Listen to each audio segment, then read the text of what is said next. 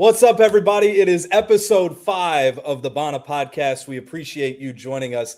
And today is the first time that we're going to launch our monthly mailbag. So each month of the season, we're going to take your questions, and you sent us a lot of questions. Appreciate Brendan sending out the call for questions on our X, our Instagram, and our email. We got a ton of emailed questions to us. And because of that, we've got our boss here with us, our producer, Carson, who's going to ask us the questions that you have for us.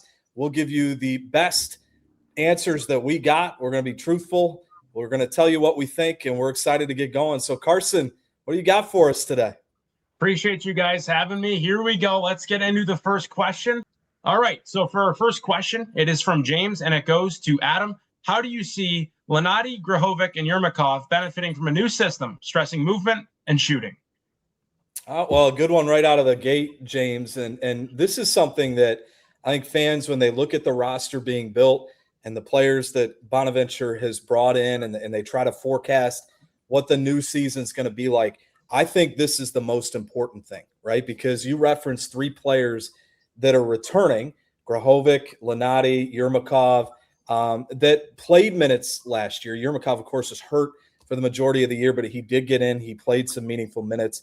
I think Joe is going to benefit big time from Coach MacDonald's system. And again, systems change based on the players. But this is an offense that allows Joe the freedom to do some things that he does really, really well. And I think there's some clear, concise expectations for what Joe can bring to the table where he can make that jump. We talked in a previous episode about expectations for Joe his freshman year.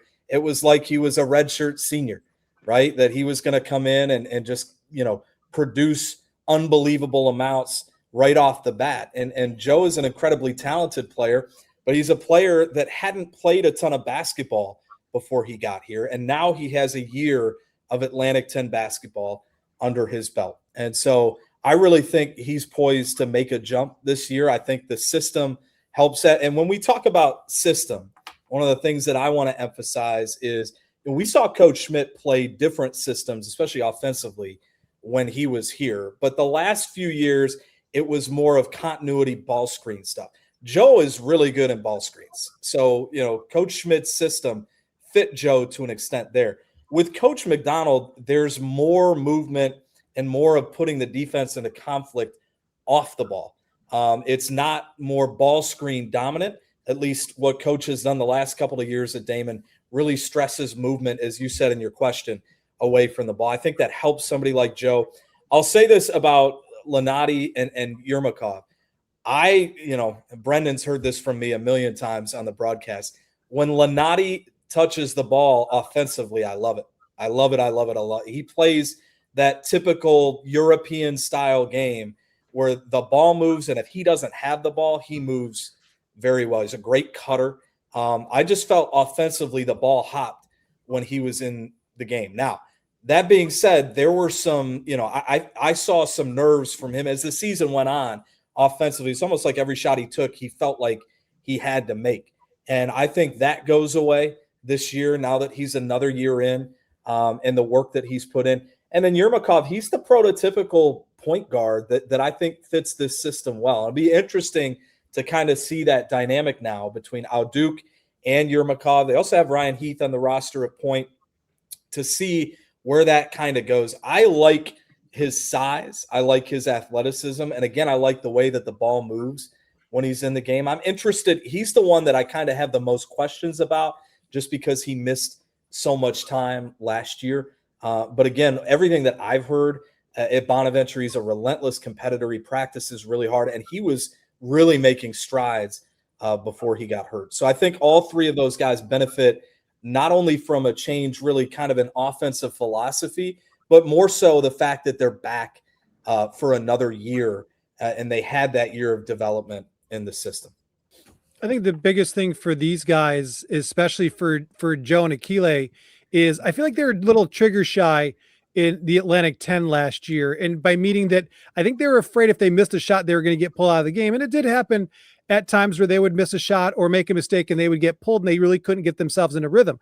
I think Coach MacDonald is going to let those guys work through their mistakes and work through their kinks and let them go out. And a guy like Lenati, he's a streak shooter. Like if he gets hot, you got to watch out. And there were times where we saw some glimpses of that last year. And he's a guy, he's a catch and shoot guy. He needs to get an opportunity to shoot 4, 5, 6 times and really let himself get into a rhythm. And I think you're going to see a difference with Lenati there this year. I think with Joe, I think a little more confidence in his game, and because he did play at a bigger level this year. And Adam talked about this a little bit. We talked a lot about on the broadcast, and I know that fans are tired of hearing us say this, but it's true.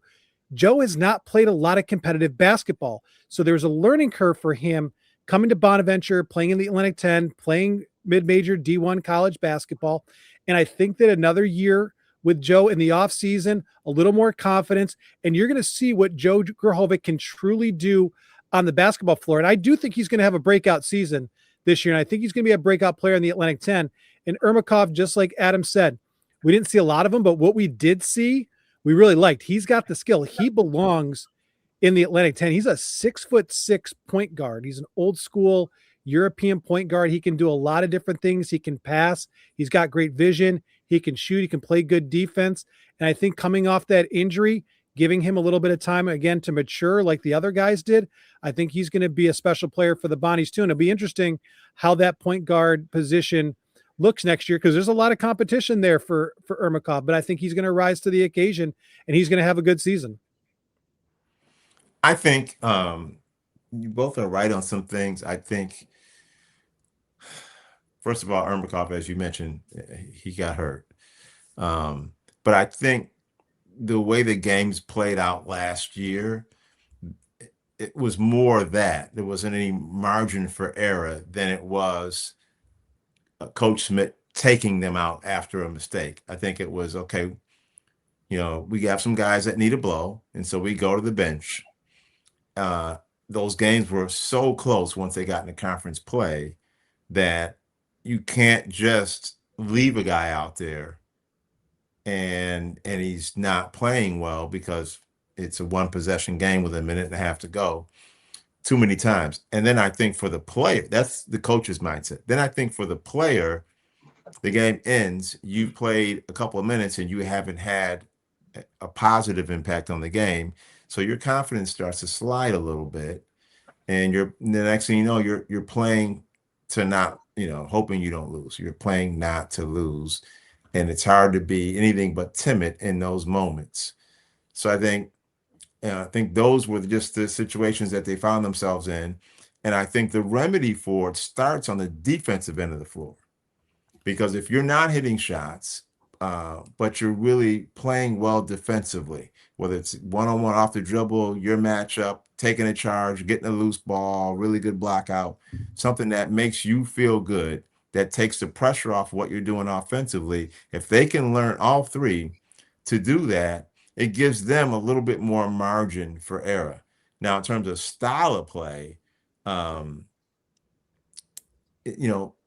year, there was a lot of spacing, some ball screens and spacing. Typically, 4 on the perimeter, and you might, ball screen Frank to the basket and then post him up off some different actions.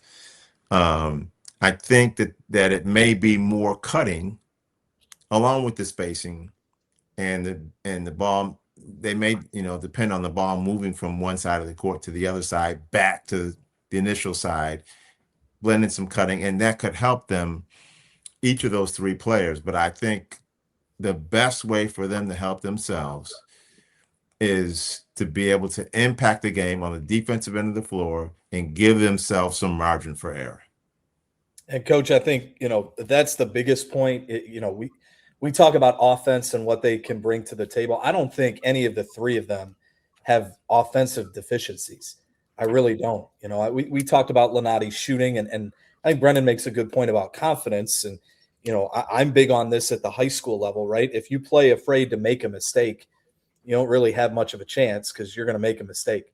And you have to play with the freedom to be able to overcome those mistakes. And to your point, there wasn't the margin for error. If you're, Coach Schmidt or that staff last year, every game's a close game.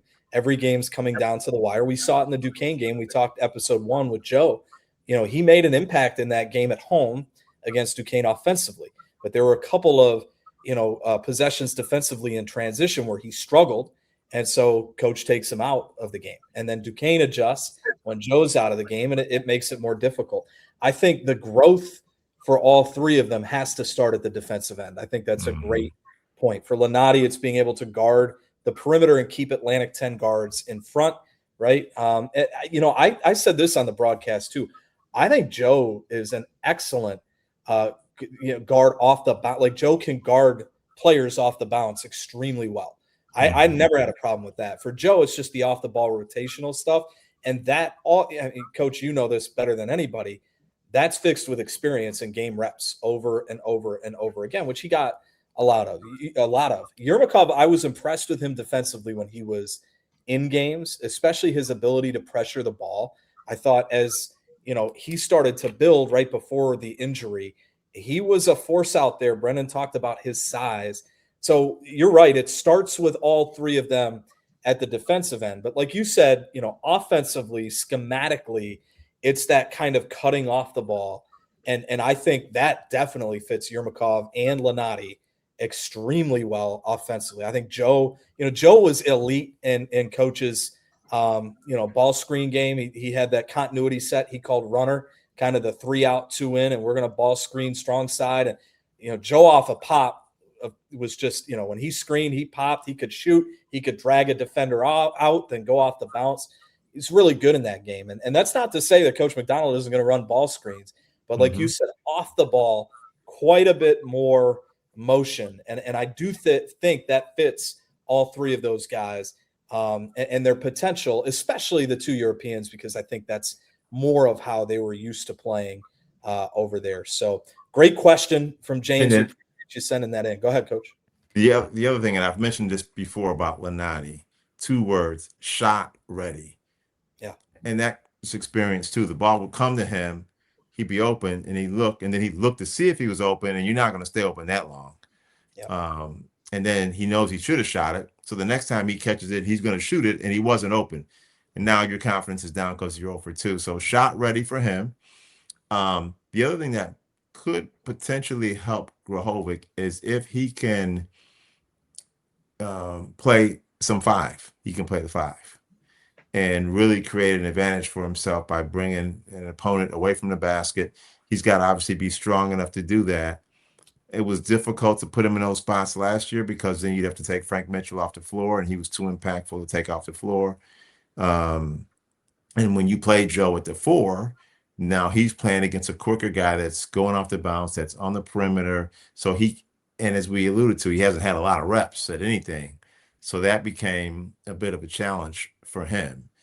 Even when they played zone, sometimes he just gravitated to the paint and didn't cover the corner, didn't cover the wing, and those 2 spots would be bad spots for the Bonnies defensively. So he might be able to get some more minutes at the 5 this year. We'll see.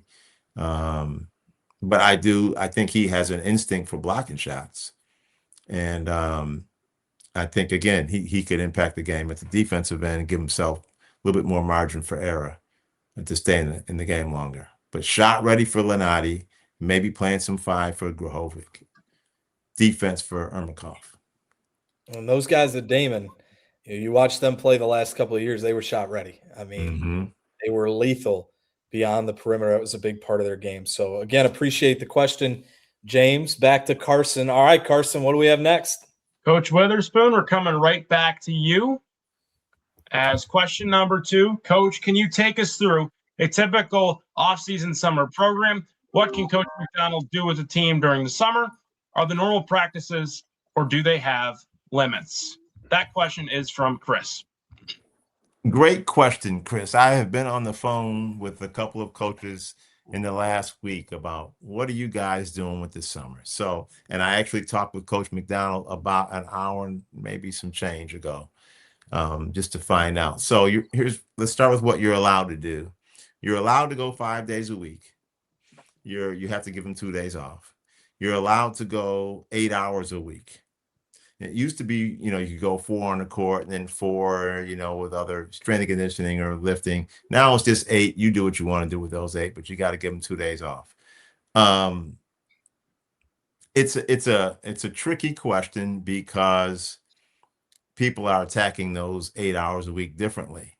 And you have to really be mindful of it as a coach, particularly as a head coach, because there's an eagerness to just jump in there and start practicing. You got this team, probably 8, 9, 10 new guys.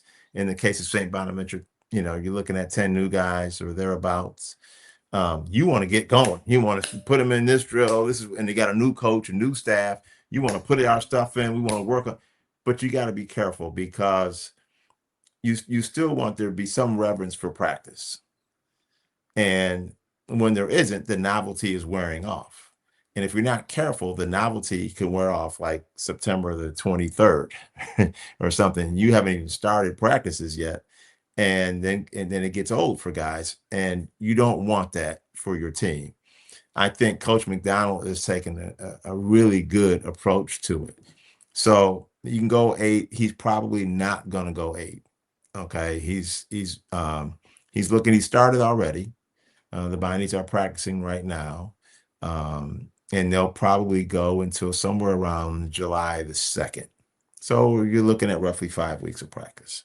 What are they trying to get done? They're trying to get the players to get to know each other. That's a really big challenge. Oftentimes you even see it with NBA teams. Think back to when LeBron went to Miami, LeBron James, that is, going to Miami, and Chris Bosh to join Dwayne Wade. Everybody thought they're going to win the championship right away. Well, they didn't win it that first year. They had some ups and downs. They knew each other, but they hadn't played with each other. So you're trying to grow that sense amongst the players with each other. And as a coach, you're trying to get to know guys too, what their strengths and weaknesses are. You're trying to figure out what your expectations can be for them, what your demands are for them. Mike is doing a really good job of balancing that. And we talked about it pretty extensively today, in that he's not going to go out here and pound them for 8 weeks. He might, go 5, and he may bring him back a couple of days early. That's an innovative concept, really good. He's even going to do like a clinic. They're planning on doing a clinic in Toronto at one of our former guests. Andrew Nicholson has a gym up there, and they're talking about going up there and doing a clinic. That's a really good, team bonding opportunity for them. He's letting his guys once a week or so at least play pickup. And coaches in there, you guys just play pickup. You guys get to know each other that way. They'll do at least, 1 day a week of individual workouts where they'll bring in some groups, maybe wings, maybe the 3 guys that can play point, or some back to the basket guys. Divide them up by groups, just so you preserve, so to speak, the reverence for practice. So you're not just pounding practice. And there's no necessarily, there's more than one right way of doing things.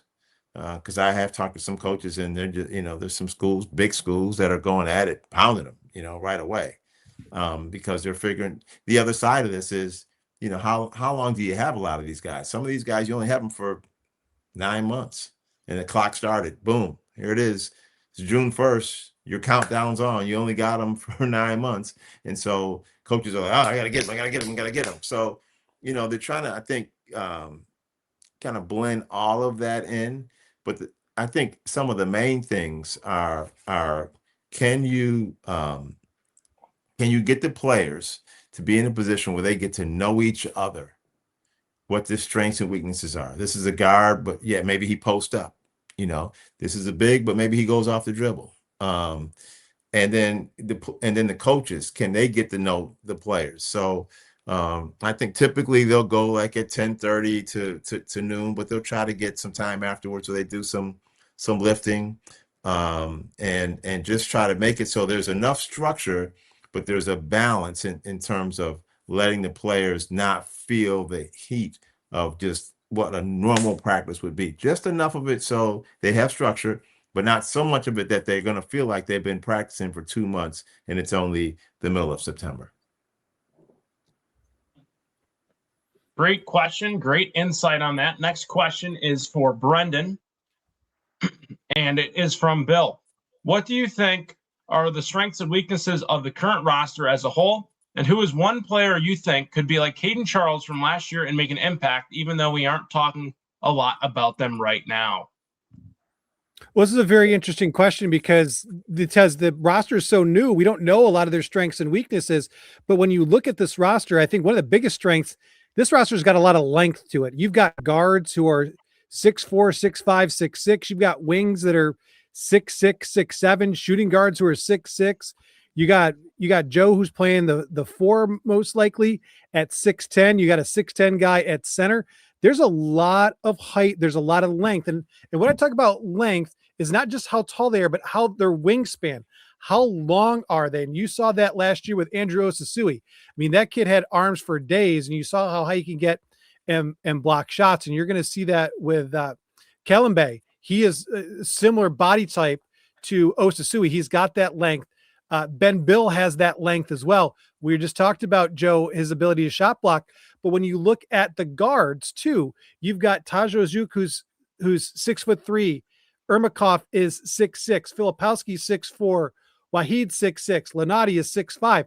These are guys that are long. They've got length, and so they can cover some ground with their hands, with their arms. And I think that that's going to be one of the biggest strengths to this team. On the other side, from the weakness, I mean, I look at this roster right now, and it's Atlantic 10 experience. There's 5 guys right now that have experience playing Division I college basketball. That's Ermakov, Achille Lenati, Joe Grahovic from last year, Ari Fulton, who played at NJIT, and Mason Blackwood, who played at Penn State.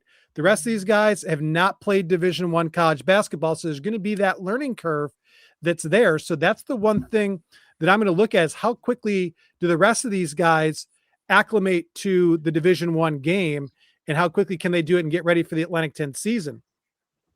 Now, when you talk about who's going to be that Caden Charles type player, if you're looking for one of the D2 guys who's going to maybe surprise you a little bit, that's going to be Zach Filipowski. This kid is a shooter. We talked about shooting a couple questions ago. Filipowski can shoot. He can light up the stat sheet. And I think Bonnie's fans are going to be really excited to watch him. And Coach Witherspoon and Adam will tell you that shooting, it doesn't matter what level you shoot. If you're a good shooter, that translates to any league you play in. And I think Filipowski is going to be one of those guys. Now, if you're looking for a guy who maybe you don't know that much about that's going to make some noise, that's a kid that I'm looking at is Ari Fulton.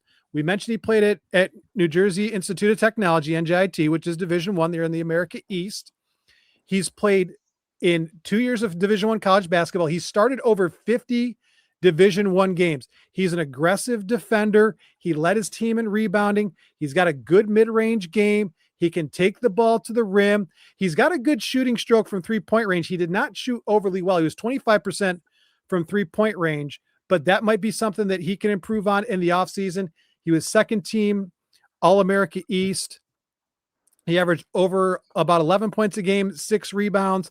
He's a guy that can play the 3, can play the 4.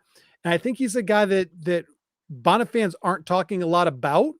But I think once November comes and you see him in the rotation, I think guys are going to say, that's going to be a fun guy to watch. So I think you made up a really good point, Brendan, early on when you talked about D1 basketball experience and the learning curve. And that kind of goes back to what Coach Witherspoon was talking about with the offseason program. Right now it's really hard to tell where certain guys stand because, and this is cliche, but there's a reason it's a cliche. The culture isn't really set yet. The chemistry isn't there. I started in coaching under 2 men, Don Shola and Jeff Anastasia at the high school level, who both won sectional titles like every season. And both would tell you immediately that the most important ingredient to success every year is chemistry, every year. And so, to Coach's point earlier, now is the time that these guys start to build their identity and build their chemistry and start to build a little bit of trust with one another in limited time. That will continue in the preseason and through early practices. And that's when you're going to start to see, I think, lineups form. and how different guys acclimate. And there's, I'll say this: there's talent on the roster, and I think there's some depth this year. I really do. But I'll also be the first to admit I was wrong on that. Brendan, you and I did like the first 5 games together, and I was raving about our deep bench. And injuries happen. Marshall goes out. Yermakov goes down. So these things happen. One of the things that I'm excited about with the roster, and Coach Witherspoon talked about Coach Mac's innovative approach. We had Coach Witherspoon and I had Woj on to a pregame show last year. I believe it was before the George Mason game. And he talked about the investment that Bonaventure was making in tracking practice reps and tracking, their heart rates and player steps and utilizing some of the things that NBA teams do from an analytics and a health standpoint to try to keep players as fresh as possible. And, you heard from Reg that's starting a little bit now with the way that Coach Mac has structured, his off-season stuff early on and not just pounding them into the ground 8, hours a week, really tough practices right off the bat. But I think the most important point you made there, Brennan, was the D1 basketball learning curve.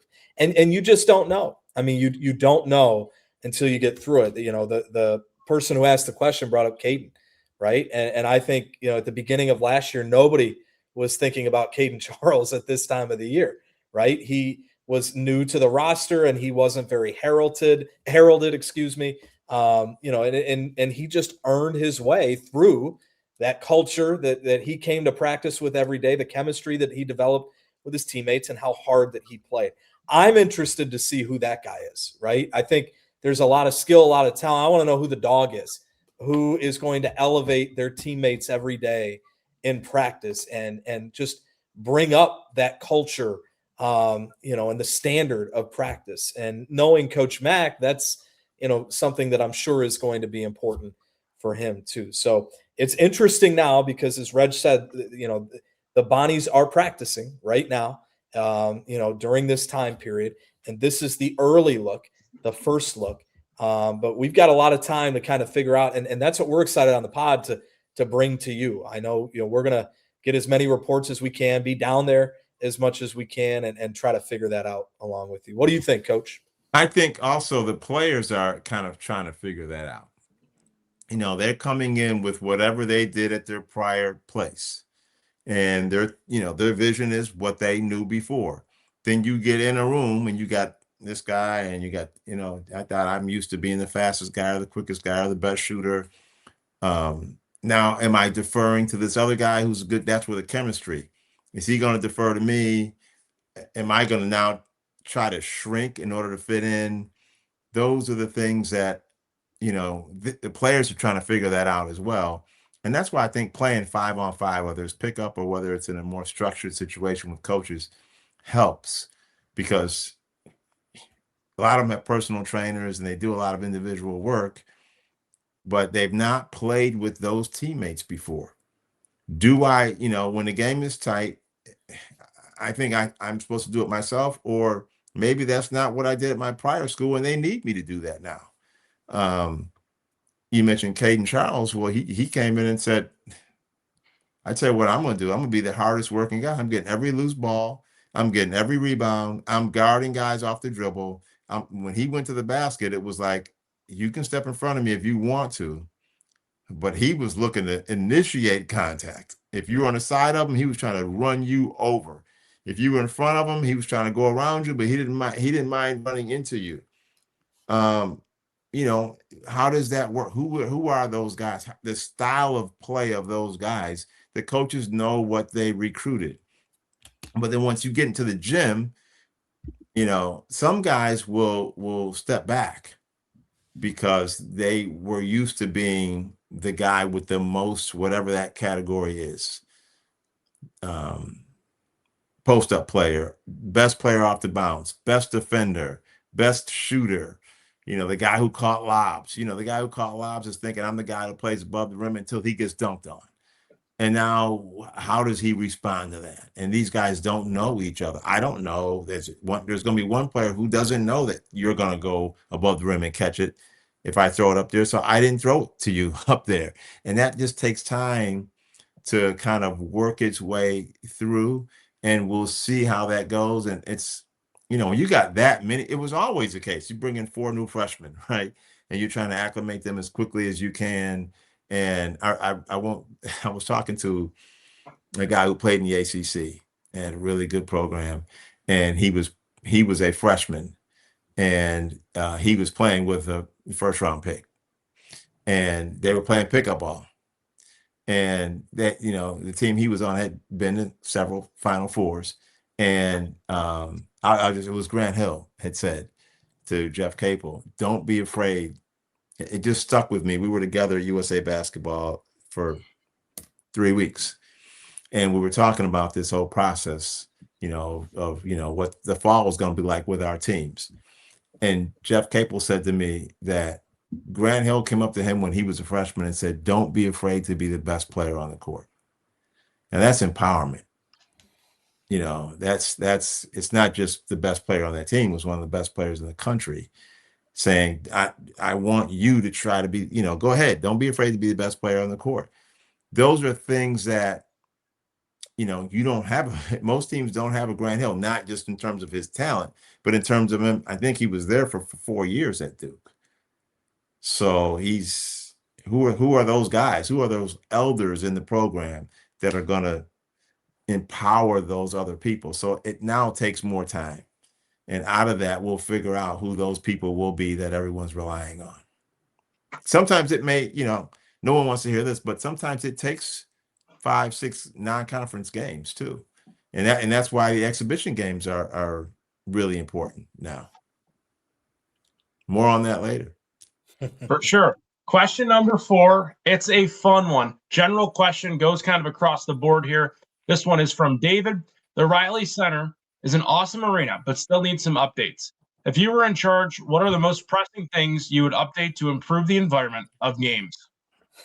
That's a good question, David. Do we get an unlimited budget? I will say this. I think the new staff in athletics has done a nice job facilities-wise. Locker room spaces for all of the teams at Bonaventure, which, back when I went to school, which wasn't that long ago, at Bona's, teams were sharing locker rooms. The space was limited. I'm glad that our student athletes kind of get that intimate experience now with their own teams, locker rooms. They expanded locker rooms down near the new press room of the Reilly Center. It kind of, as you walk kitty corner to the student section. So there's been a lot of really good things that happen maybe in places the fans don't see much. A few weeks ago I was down there, and that was the first time I was in the renovated locker room, and whoa.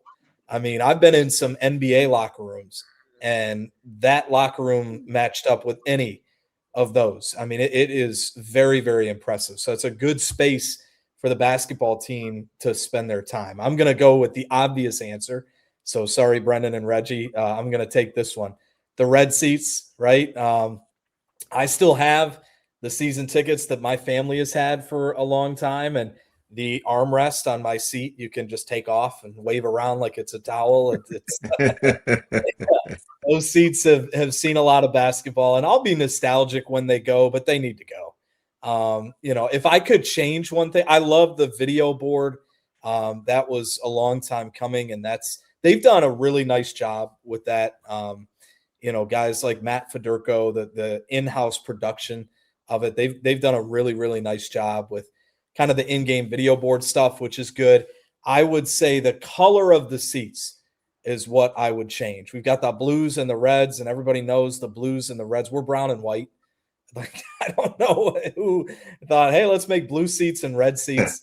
So that would be costly. And, hey, if we have any big NIL donors out there that are also tired of the color of the seats, call Bonaventure. We're not affiliated. This is just us talking now. So you got to go call Bob Beretta. But I would say red seats and color of the seats would be my top 2. Yeah, and I love both of those. And I mean, my first thing was going to be the Reds. The second thing I would do, I don't ever see this happening ever again, but back when I went there in the mid to late 90s, the students sat behind the opposing bench, and that was fantastic. It was a great atmosphere. Opposing teams, opposing coaches hated it, but I don't ever see it going back to that.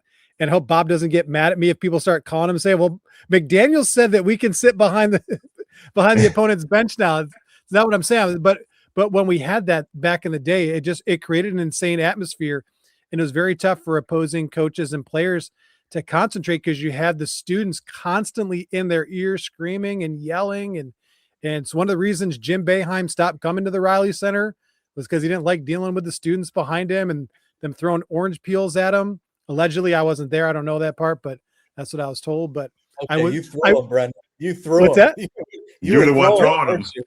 That was before my time. I will tell you, I was at the game where John Chaney got a cookie thrown at him, and he got a technical for slamming the cookie on the floor. But the students didn't get a technical for throwing the cookie. He got a technical for slamming it down. But I mean, that's something that I would like to see is that the students get back behind the opposing bench. But I don't think it's going to happen. But that brings me back to when the Reilly Center I feel was an elite time period. And Coach, before you go real quick, John Chaney, Brendan. So I was at that game.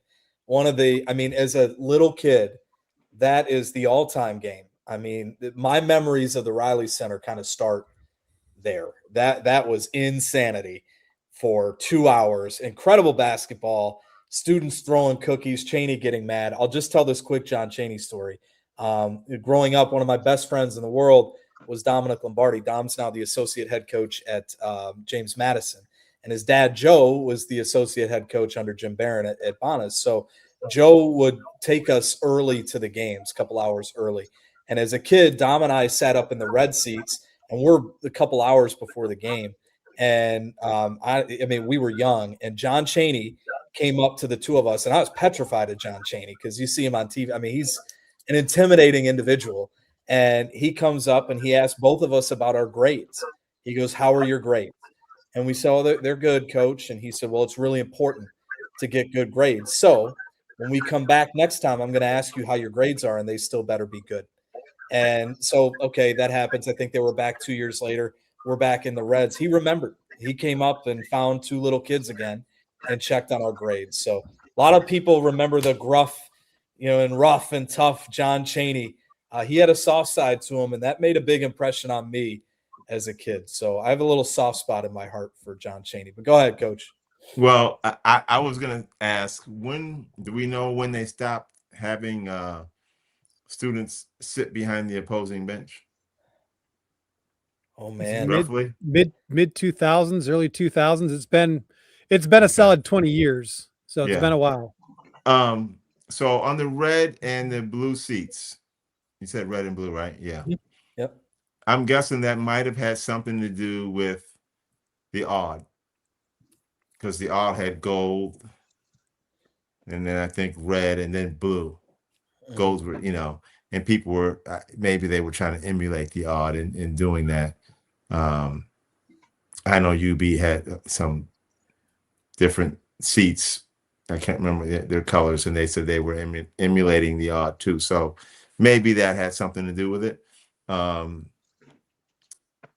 always say, listen, whatever you can do to galvanize your students and get them to the games, because nothing galvanizes a college, university, community like the large gathering of students at college basketball games. That's a spirit that can drive a university community. And few other things on campus can do it like that. Football stadiums have a tendency to be so big that the noise can get spread out from a large student section. But when you get a large representation of students at a college basketball game, it helps obviously the home team, but it drives a university community. And that would be whatever you would have to do to get that done, I would do it. And I know there's always this ebb and flow of, getting the students versus the wine and cheese crowd. And Um, you know, my philosophy is if you get students there, you'll get more of the wine and cheese, because what people come for is the college basketball that they see on TV where there's all these students jumping around. And when they come, and if it's not there, then suddenly the value of that experience isn't as high. So I think it's worth it to get students, but I'm not sitting down here with a calculator, but I think you can make it worth it if you get more students at games. And the tendency is just put them behind the basket, and that experience is not of as much value with college students, especially now when they can watch the game on their device. So you want to be able to give them the best experience that you possibly can give them. And if they are behind the basket, try and think of something else where where it maximizes the value for them being behind the basket. But having them on the baseline, and I obviously have been in a lot of places, having them on the baseline, even if they're not behind the visiting bench, because that's going to be hard to have, because in most contracts, the visiting team gets 60 tickets, and they're supposed to be as close to behind their bench as possible. Now, you can draft that contract differently, but in most of the ones that I've seen, that's been the case. But if you put them on the sideline somewhere, even if it's the top level of the Reilly Center, but it's opposite the bench and the end zone, now you've got a full house, and you got a full house of noise. That's always my number one answer when you say, how do we help a building, a home? Because I've been in some buildings that you would say, man, I thought it would be nicer than this. And the reason you didn't know it wasn't nicer than that is because there were no empty seats. The seats were full of students jumping up and down.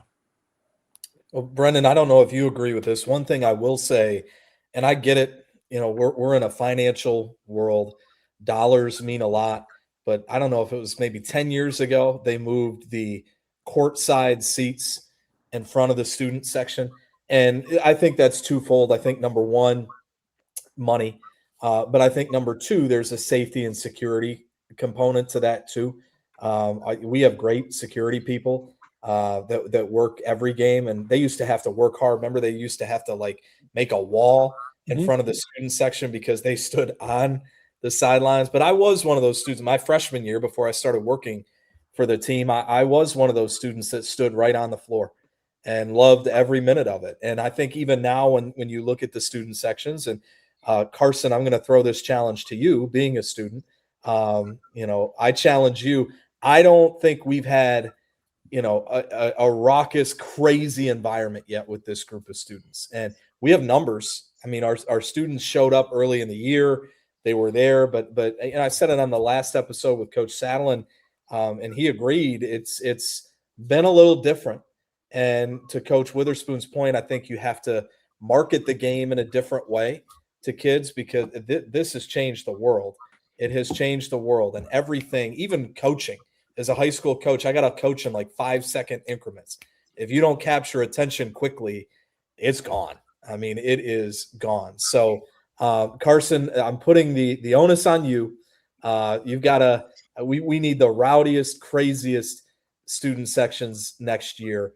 And that might be one last thing that I'd change. I wish they could find a different area just in front of the student section, right? And because even now, and Brendan, you may agree or disagree with this, let me know, but I still think the rowdiest students now are on the floor on the baseline behind the basket.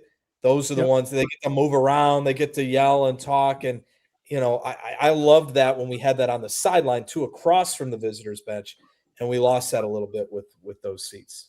Yeah, I mean, ideally, I know that those seats go for a lot of money. I've got friends that are season ticket holders in the front row. You guys have met them.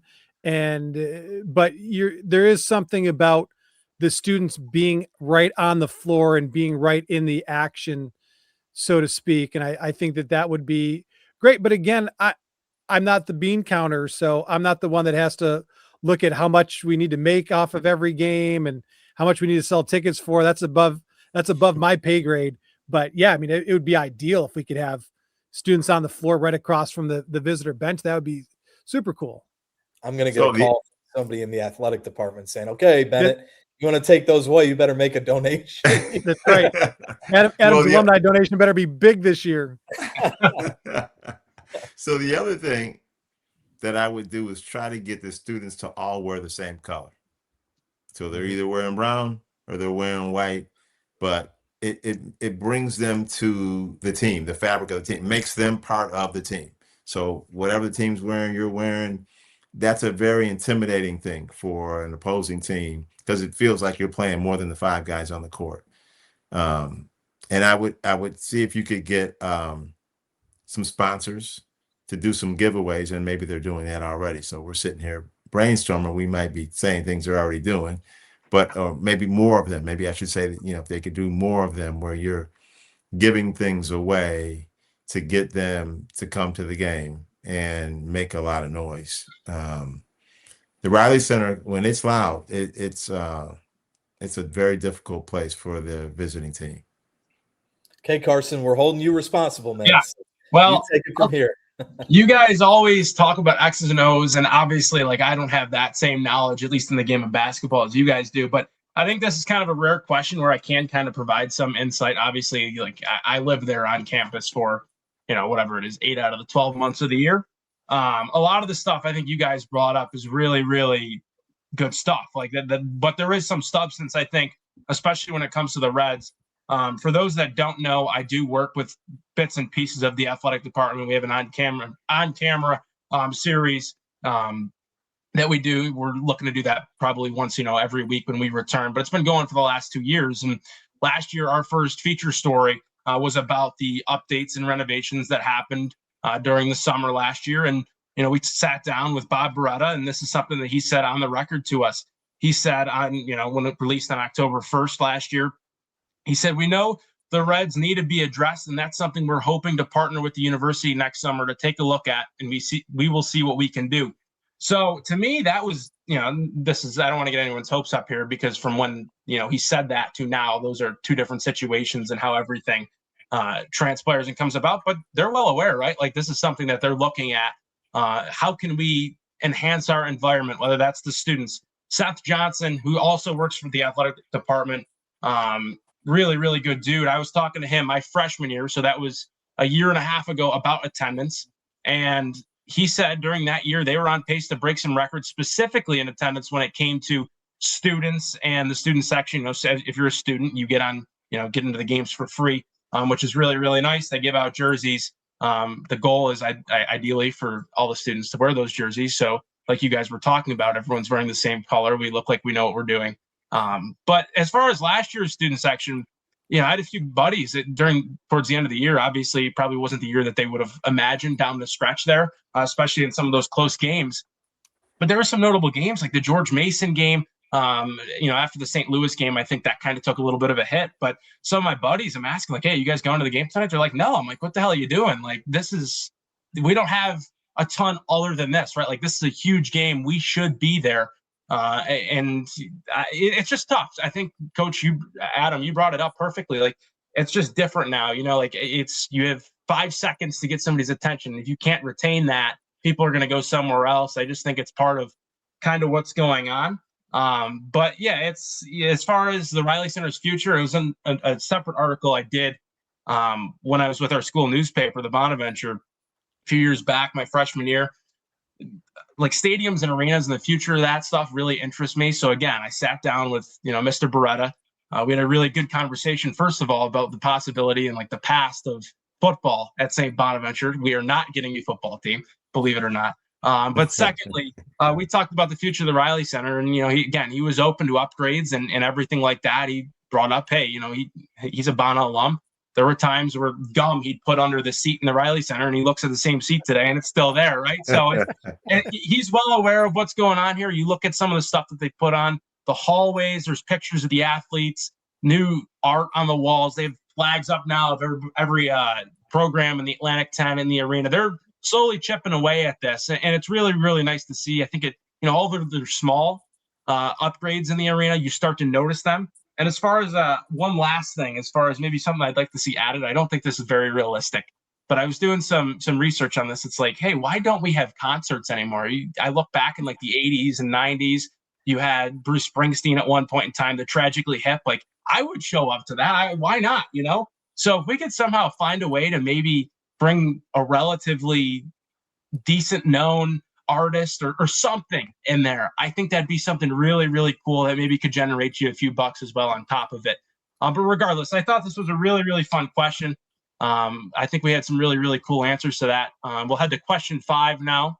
Well, Carson, if you get down the road with that concert idea and you need to talk to a concert promoter, you make sure you give me a call. We'll put you in contact with a really good high-level concert promoter. I would love that. I mean, why not? At this stage of the game, I think that'd be really something that could be super neat. Don't know how realistic it is, but who knows?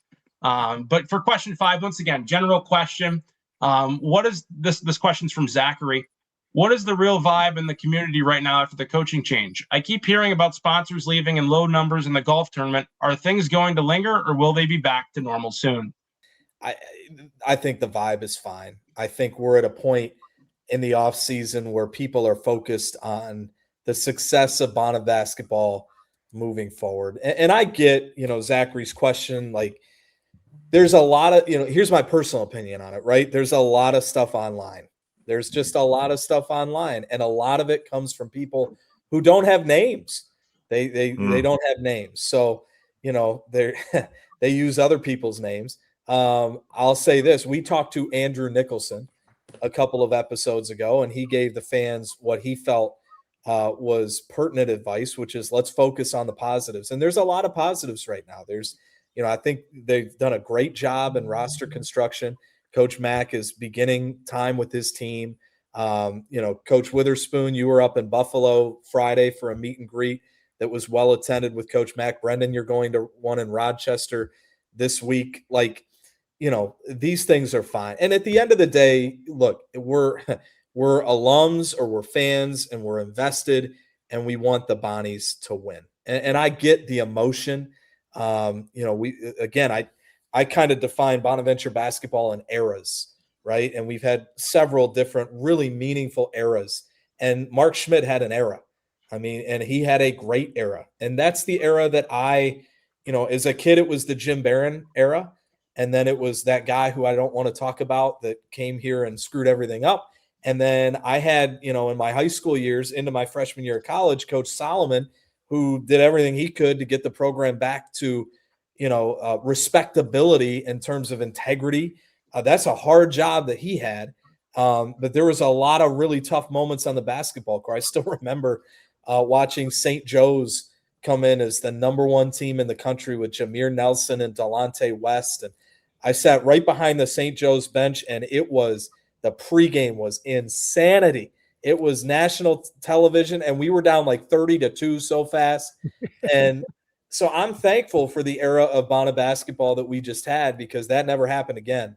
And Mark Schmidt did an incredible job of building our program on the court back to not just respectability, but the all-time greatest era in this day and age of Bona basketball. And I think it rivals, obviously I think the best stretch of Bona basketball was Bob Lanier.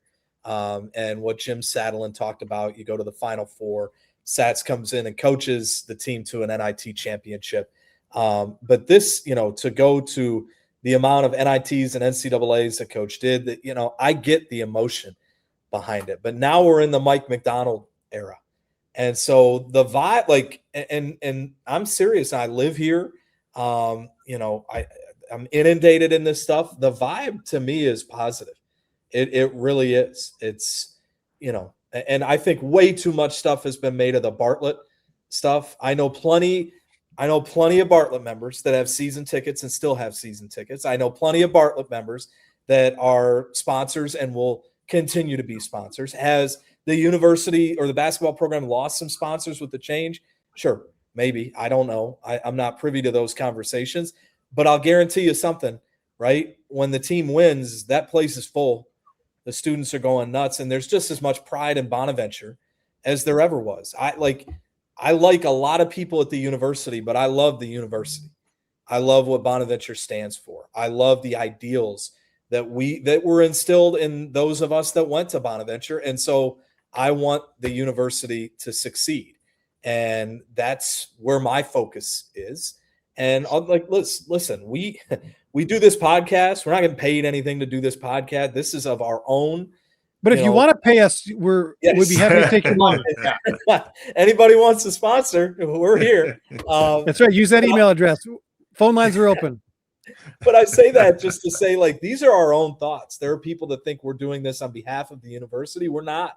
We're doing this on our own. So if there ever is a point where somebody's hurting Bonaventure basketball, I'll be the first one to say it. And I don't see that, and I've not seen that. And I see really good people working really hard to try to make sure that our program thrives in a crazy era of college sports. The NCAA, they have there's no rules anymore.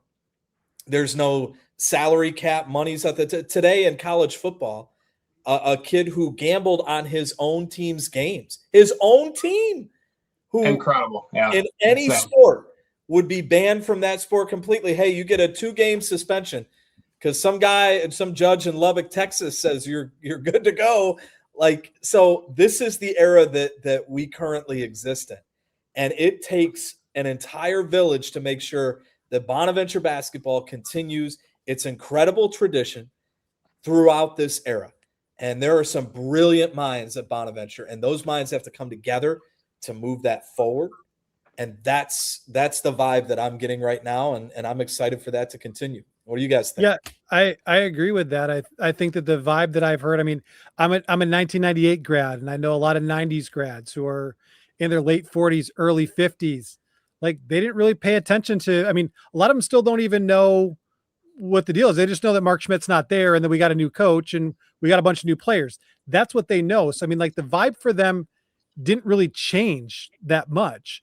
And so, like you said, you put a winning product on the floor, all those people that quote unquote laughed or upset, they're going to come back. And if they don't, someone's going to replace them, and that's fine. So you can choose to do what you want to do. I've been following Bonnie's basketball since 1994. It doesn't matter who the coach is. It doesn't matter who the players are. It's St. Bonaventure basketball. I'm following them no matter what. And that's the biggest thing to me. And the vibe that I've got is, I mean, when we first started signing players, I get a text here and there from someone that I went to school with. Oh, what's up with this guy? Tell me about this guy. And then as more guys got signed, I got more text messages and more DMs on Twitter.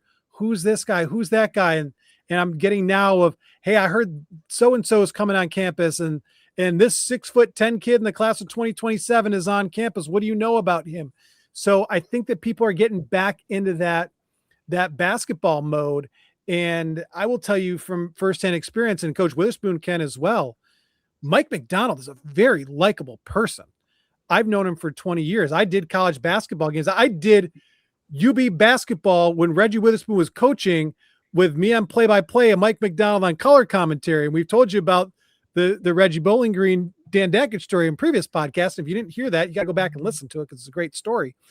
So, and I remember the first time I met Mike MacDonald, I was like, man, I really like this guy. This is a good dude. And as I followed his career, through, after Canisius, Madai, Damon, and when Mark Schmidt left and his name started getting floated around, my first thought was, man, I'd be more than okay if Mike MacDonald ends up becoming the Bonnie's coach. And then when he did, I said, great. And yes, is it a little biased because I know him and I like him? Of course it is. But I also know that he can coach himself some basketball, and he is a very good coach, and his players perform for him. And then when I looked at this roster, we've got a lot of local guys on this roster. What I mean by local guys is we've got guys in driving distance from the Reilly Center. And that's something that we've seen a little bit here and there over the years, but it's always something that I always thought was the way to build. And you heard Coach Saddleman talk about that on the last podcast, is get those kids from Syracuse, Rochester, Buffalo, Southern Ontario, Toronto. I challenge you, go on the website and look at the roster. We got a bunch of Rochester kids. We got a Syracuse kid. We got a bunch of Canadian kids within driving distance of the Reilly Center. And I think that that's going to make the difference too, with an atmosphere and vibe, because a lot alumni and all these heavy alumni bases are going to remember the names. They're going to remember, oh, Mason Blackwood. I remember he played at Aquinas. Oh, I remember Ryan Heath. He played at Irondequoit, and you look at guys from that way, or, Ben Bill is a local guy. Filipowski, I think, is from Utica off the top of my head. I mean, these are all within driving distance schools. So I think when you look at the vibe, we've got a former Bonnie as the coach, and we got a lot of kids from the region that you've probably heard of before playing on this basketball team. And if you want to get on board, great. If you don't, that's okay, because we're gonna run this train with or without you. So, that's how I feel about it. And like I said, I'm going to the basketball event here with Coach MacDonald, and I got a lot of buddies going, and they're excited. They've never met him before. They heard from a bunch of our friends out in Buffalo. He's a really good guy. And he talked to everybody. So, I think the vibe is pretty positive at this point. Okay. So these things, they have a tendency to happen, and coach that you may know is not the coach anymore. I've been that coach.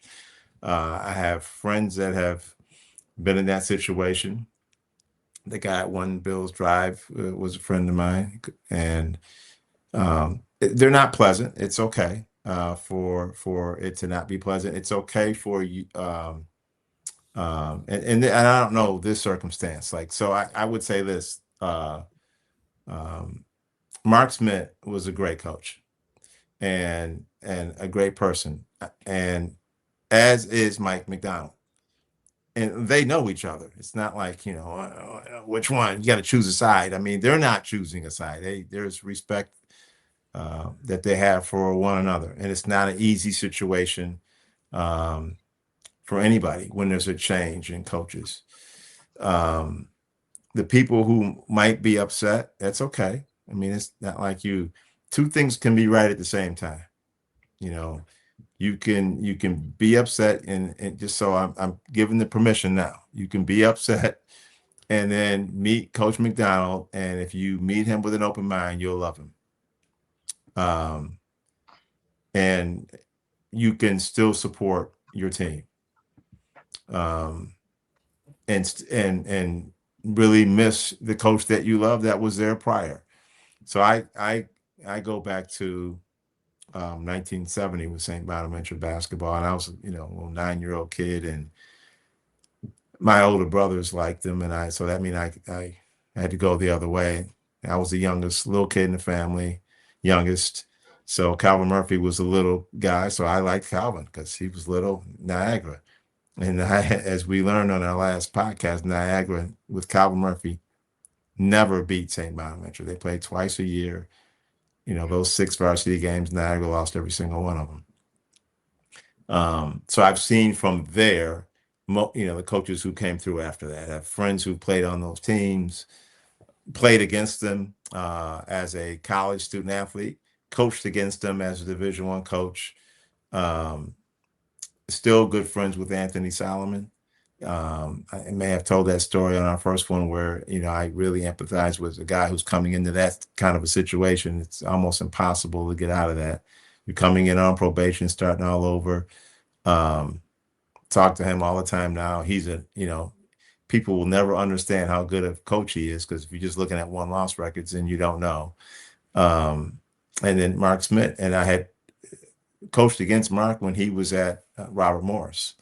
So that's a long time ago. And then and Mike MacDonald, I had known Mike, I think when Mike was an assistant under Marty Malmark at Canisius. So that's even a longer time ago. But he's going to do a great job. It's okay to say you love Mark Smith. That's fine. And you can love Mike MacDonald too. That's the thing that I think people struggle with. Can I love them both? Yes, yeah, you can. And will there be some people that are just upset their guy's not there? That's normal too. I was at the event on Friday. There was a lot of enthusiasm there. I'm certain that there were some people who weren't there that, it's tough for me and I got to get back on board. But those who were there enjoyed themselves. Mike had his whole staff there. His wife was there more, and Bonnie alumni, and they were excited, more than excited. So I think it's going to be fine over a period of time. St. Bonaventure basketball, the one thing that everybody knows is they have a long, storied history, and we just outlined that with Jim Sadler in our last episode, of success and a large following of people who care. And then most importantly, a large following of people who care about each other. You guys are both St. Bonnie grads. There's a lot of people who really care about each other, about the players, and that's what keeps this thing going. And it's really sticks out. When I look around at other places now that I've been, other campuses that I've coached on, that is a very unique thing, and you can tell it. You can sense it. Players who did not play with each other at all, but they're friends and they're bonded by their experiences at St. Bonaventure. So I think this is going to be fine. It'll take a while. It's not instant, but it'll take a while, but there'll be a lot of excitement. So what do we got next, Carson? Well, here we go. It is this question number 6 is sent in from Drew. Again, general question for everyone here around the board. What is the current state of recruiting players for a school like St. Bonaventure? We all know about NIL and money and how much that plays into recruitment, but has the way a player gets recruited completely changed? Is it all based on the portal now? Do coaches still go to spring high school AAU events the way they used to? Kind of a loaded question there, but guys, what do you think? Well, I'm going to defer to the one man in the room that's recruited in this era. So go ahead, Reg. What do you think? So there's always been confusion around this. So if you go back far enough, there used to be a time when college coaches could network, have friends. Someone could call Adam Bennett at Salamanca, and he might say, "Hey, listen, there's a 6'9" kid at Frewsburg, and nobody knows about him. He doesn't play on an AAU team." If you go back far enough, 25, 30 years, you couldn't go out till July back then. There's a couple of events you can go to in June now. But back then, you couldn't go out until July. It's usually after July 4th. And at one point, you could go out until the end of the month. So coaches used to just literally pack up and they would leave after July 4th. It was one point where it was all of July, but then after July 4th, and they would say goodbye to their family and they'd come back on August the 1st. And they would go out and do laundry and they would just hit the road, go from spot to spot to spot. And it used to be a time when, there's a list of events, but a high school coach or someone could call you. Maybe they just work at a YMCA, a boys club, and say, "Hey, there's a guy here. He's really good. Nobody knows about him. You need to come check him out." And you could say, "Okay, I'm going to leave this tournament. I'm going to go to this gym. It's just going to be me, my friend Adam Bennett, and this kid, or maybe this kid's coach, and I'm going to watch him, and nobody's going to know about him." And you could get him to come to St. Bonaventure or wherever. Now that's not the case. The NCAA gives you a list of certified events that you can go to. You can't just go to Gus Macker and watch a kid. That's not going to work. You can't, because you're not allowed to be there. They tell you where you're allowed to be. Okay, those in the summer, in the offseason. Now during the season, you can go to see a high school game. Certainly, they haven't taken that out of the game. But in the offseason, you can only go to the events that the NCAA sanctions. And those are certain specific AAU events. And when you go there, typically the coaches are allowed to sit on one side.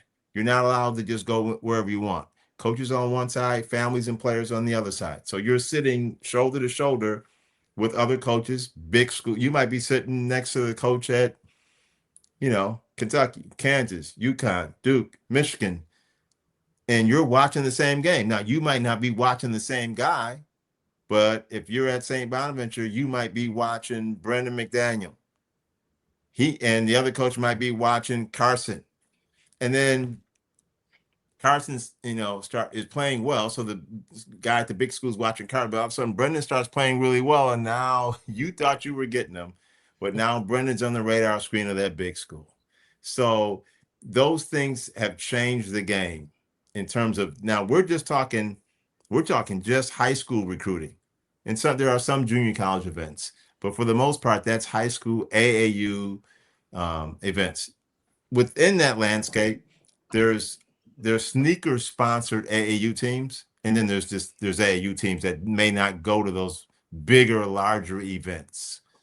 Okay, when you get to the sneaker sponsored AAU teams that are going to the EYBLs and Nike, they have a national tournament and they have their national championship in the summer in Augusta, Georgia. And when you walk in that building, it's full of every coach in the country.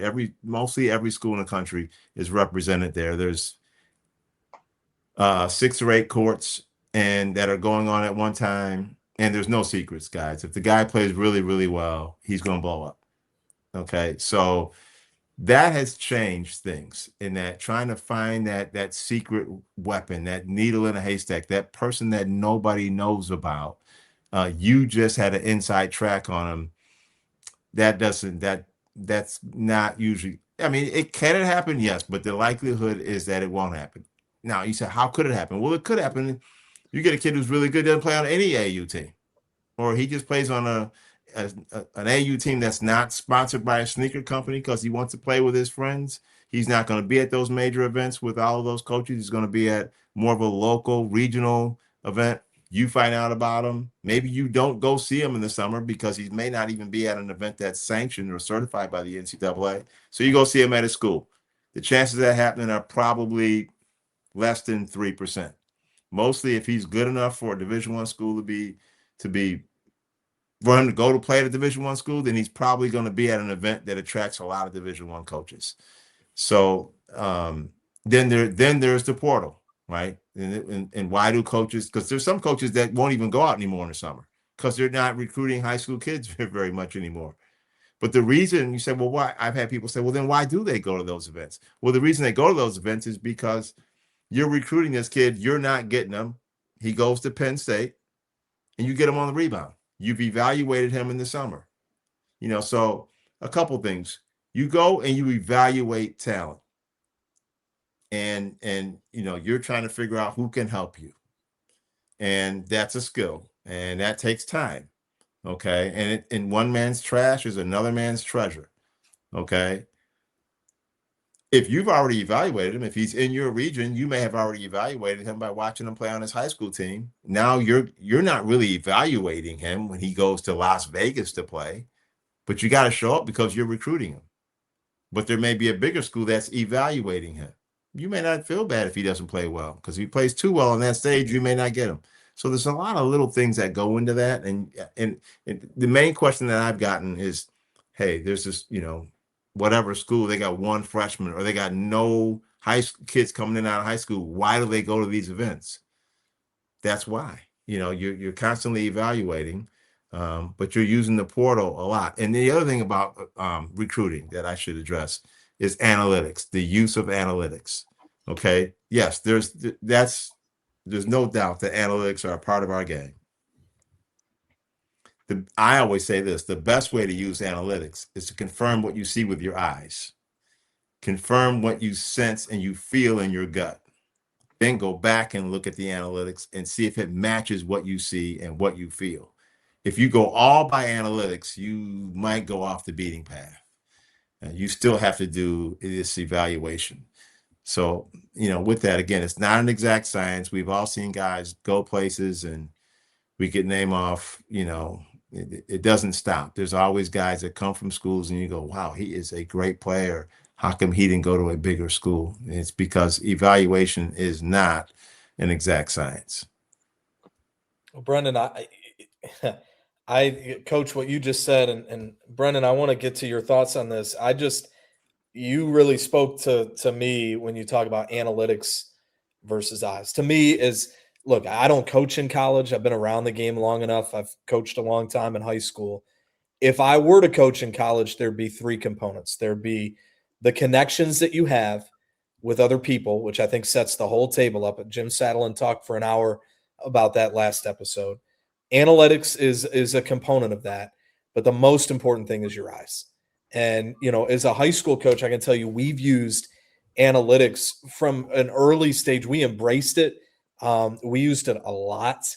But as much as we did, and it was probably more than any other program in our area, I can just tell you flat out, as somebody who embraces analytics, there are a number of times where they're not, I don't want to say incorrect, but they can be taken however you want to take them. And as a coach, we can run advanced analytics and they can tell me that a certain lineup works in a certain way. But I know as a coach with my eyes that while it may work one way, it's also going to hurt us in a couple of other ways.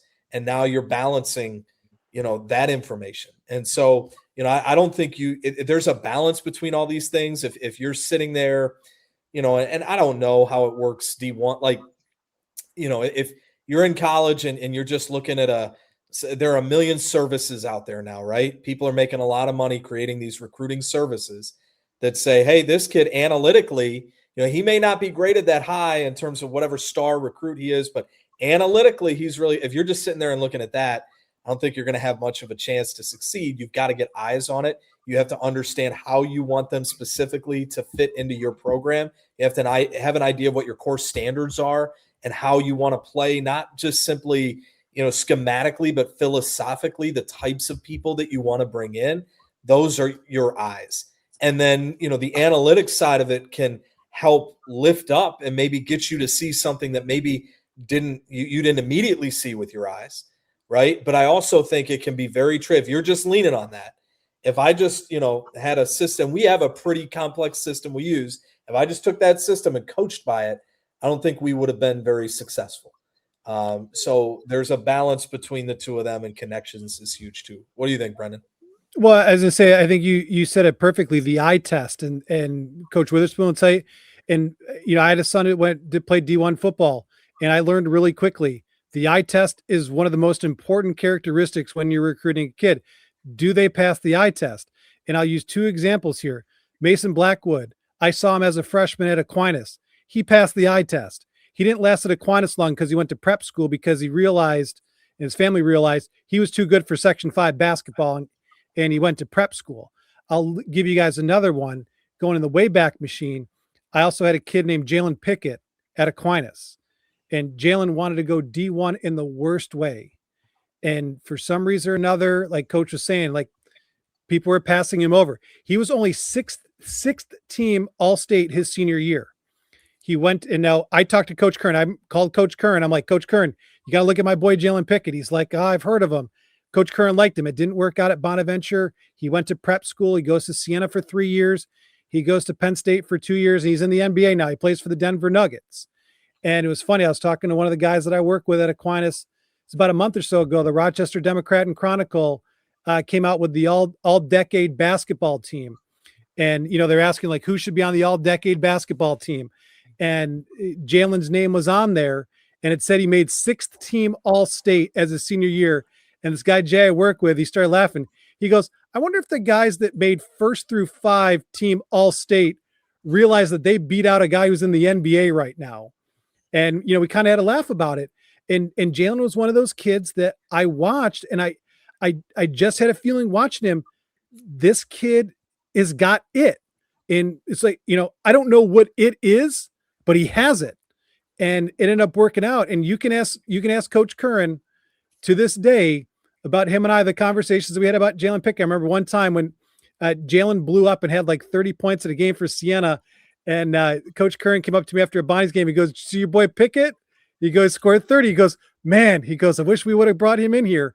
But the other thing is, the reason why Bona didn't bring him in is because they brought in a guy by the name of Kyle Lofton, who had a really good career at Bonaventure. So it worked out for Jalen Pickett.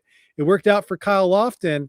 And that's the thing is that when Coach Curran was talking about it, he had one scholarship. He had to pick between the two guys. And it worked out, benefiting everybody. But that eye test is important. Does this kid have it?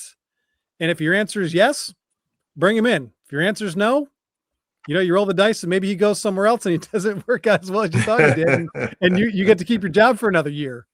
Well, and here's the crazy part, Coach. We're talking about recruiting, And we just spent a lot of time talking about the high school route or maybe the prep school route. And we haven't even talked about the transfer portal, or we haven't talked about you, I think, demonstrated in a great way how hard it is to find some of these guys and bring them in. But then you find one and you develop him and you feel really good. Hey, we got one and we developed him. And then Kansas comes in and offers him $2 million. See ya.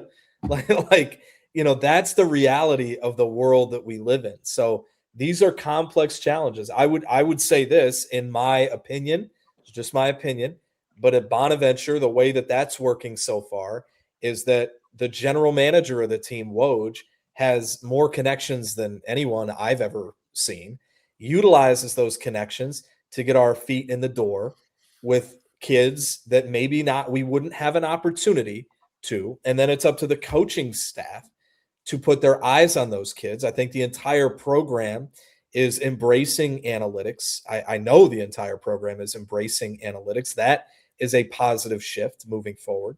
And so those three components are there. But you can have all the components and you can recruit really well. But now, and that's what Coach MacDonald's talking about for the fans. Like, okay, so we recruit well, we bring in guys, we get chemistry, it's working, and now you have to retain. Right?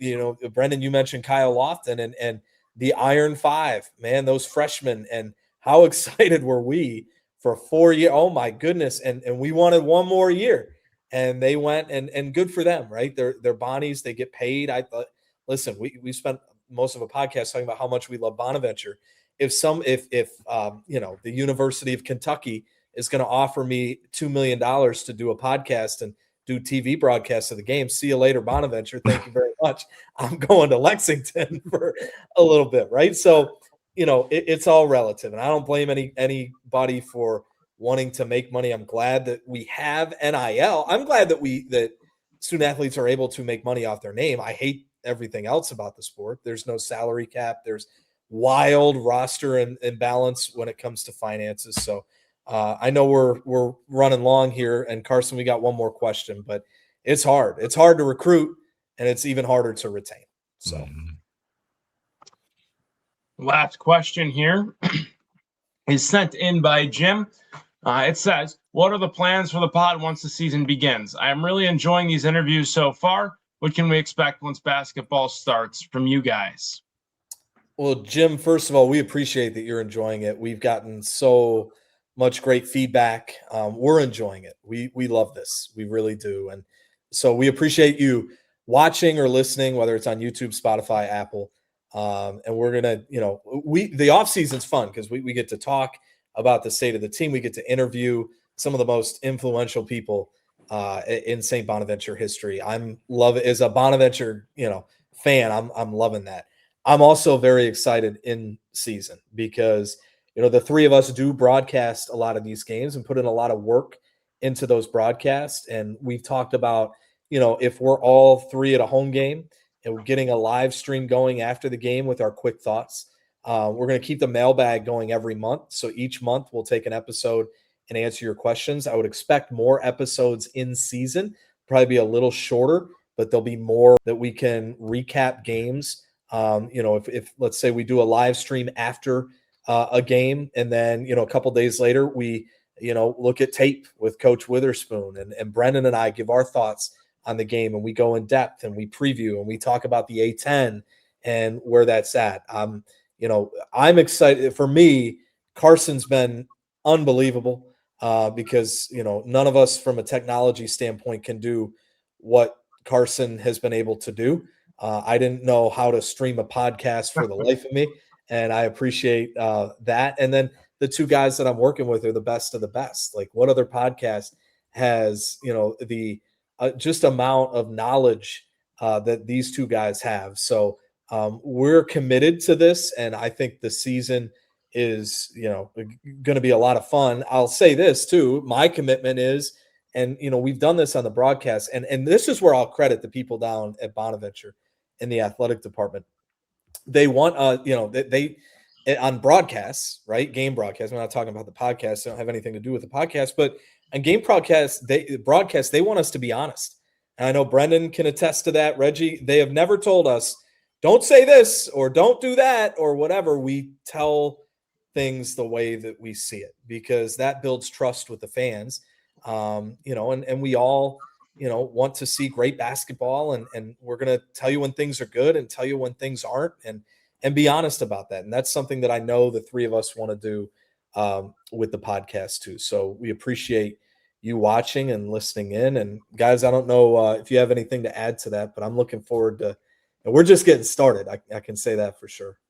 Yeah, I was gonna say the only thing I'd say is you guys all have that email address now. You tell us what you want to see during the season, because we've got our ideas of what we think Bonaventure fans want, but we're open to suggestions. And the thing is this is free form. We don't have a specific format, well, other than what Carson tells us to do. That's a little bit different. But you look at the group, and I mean, I've been around Bonaventure basketball for over 30 years. Adam's been around it for 20 years. Coach Witherspoon talked about watching the Bonnies in the 70s, and he's coached against the Bonnies, and he's been with us for a couple years. And so, I mean, there's a wealth of basketball knowledge, and we'd love to share whatever you want us to share with you. And that's the most important thing. And when we get in the season, we got games to talk about. We got tangible stuff about players. And we're going to know who's who and who's doing what, and who had a big game and who's breaking out from the roster that we didn't think so. Like the question earlier about who's the next Caden Charles. We're going to start figuring that out like in December, like tangibly, who is that guy? And it's going to be fun to talk about. We're looking forward to that. Yeah, I'm looking forward to it too. This is exciting. It's exciting to have a podcast.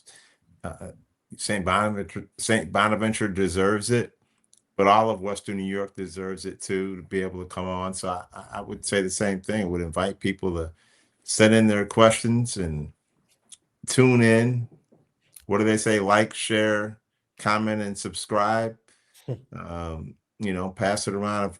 At the event on Friday, I had a lot of feedback from people. Just got a text message while we've been recording from someone who just really excited about it. So it's an exciting time to be a part of it and watch it grow and have that dialogue and discourse and debate, and we'll keep it going. Well, we appreciate everybody listening into episode 5. Huge shout out to Carson. Like Brendan says, he runs a tight ship. I appreciate that. He does a great job managing us. That is not an easy thing to do now. That's right. And he's going to be someone that 20 years when we're on this pod, we're still going. Carson's going to be on Sports Center on ESPN or doing his thing nationally, which is going to be fun to watch. But Carson will be with us every time we have a Monday mailbag. He's more than capable of joining us anytime on this podcast. Just a really smart mind. And so we appreciate you listening to episode 5. Hopefully you got real answers to the questions. We didn't run away from any questions. We appreciate the questions in the email. Drop a comment on this video on YouTube or email us at thebonapodcast@gmail.com. That's thebonapodcast@gmail.com. You can reply to us on X. Carson is a social media wizard, and so that stuff comes back to us, and we will do our best to answer everything that you have. So keep sending us your suggestions, your comments. Maybe once we get closer to the season, we'll do some giveaways. If you do like and subscribe and share, we'll get some cool Bona stuff that we own that we can get to you. But until next time, it's been a great episode. Really enjoyed taking your questions. So for my co-hosts, Brendan McDaniels and the coach, Reggie Witherspoon, and our producer, Carson, my name is Adam Bennett. Thank you again for watching or listening to the Bona Podcast. And as always, go Bonnies.